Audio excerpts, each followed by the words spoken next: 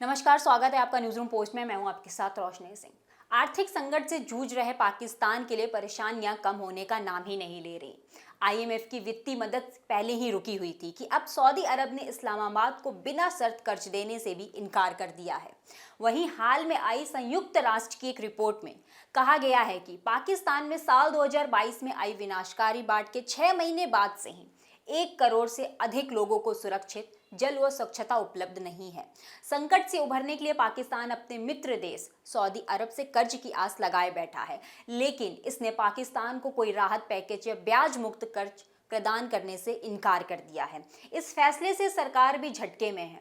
वित्त मंत्री को ये कहना पड़ा कि यहाँ तक कि मित्र देश भी पाकिस्तान को उसके आर्थिक आपातकाल से बाहर निकालने में मदद करने से इच्छुक नहीं है। हाल ही में पाकिस्तानी सेना प्रमुख ने सऊदी क्राउन प्रिंस मोहम्मद बिन सलमान से मुलाकात करने के लिए दौरा किया था, लेकिन वो भी देश के लिए आपातकालीन फंडिंग जारी करने के लिए राजी नहीं कर सके।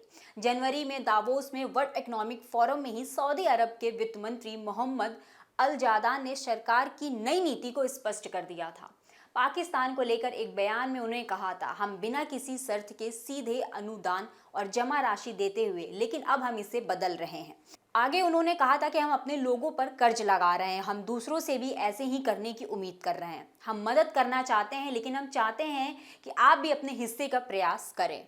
हालांकि पाकिस्तान सऊदी अरब के लिए नया नहीं है। इससे पहले जॉर्डन, मोरक्को और यहां तक कि मिस्र को भी वित्तीय सहायता देने से सऊदी अरब इनकार कर चुका है।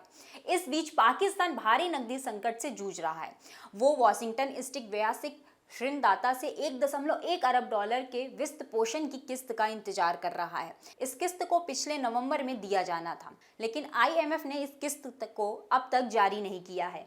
आईएमएफ ने साल 2019 में पाकिस्तान के लिए 6.5 अरब डॉलर के बेल आउट पैकेज की मंजूरी दी थी। विश्लेषकों का मानना है कि अगर पाकिस्तान की विदेशी कर्ज में डिफॉल्ट होने से बचना है तो ये उसके लिए बेहद जरूरी है। इस बीच अनुमान जताया गया है कि देश में मुद्रास्फीति की दर आने वाले महीनों में 33% तक पहुंच जाएगी। देश की मुद्रा में पिछले 12 महीनों में लगभग 65% की गिरावट हुई है। 6 महीने पहले विदेशी मुद्रा के फ्लो को रोकने के लिए पाकिस्तान सरकार ने लगभग सभी आयात बंद कर दिए थे, जिससे विभिन्न निर्माण क्षेत्रों के कच्चे माल की कमी हो गई और कई ऑटोमोबाइल्स, विभिन्न निर्माण संयंत्रों और कपड़ा कारखानों को अस्थायी रूप से बंद कर दिया गया।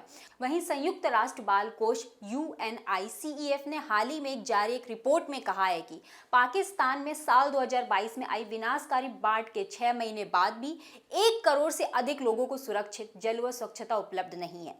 पाकिस्तान के बाढ़ प्रभावित क्षेत्रों में 15 लाख से अधिक लड़के और लड़कियां पहले ही गंभीर कुपोषण से पीड़ित हैं। यूनिसेफ को इस संख्या के बढ़ने की आशंका है। देश में बाल मृत्यु के कुल मामलों में से आधे मामले के साथ कुपोषण जुड़ा है।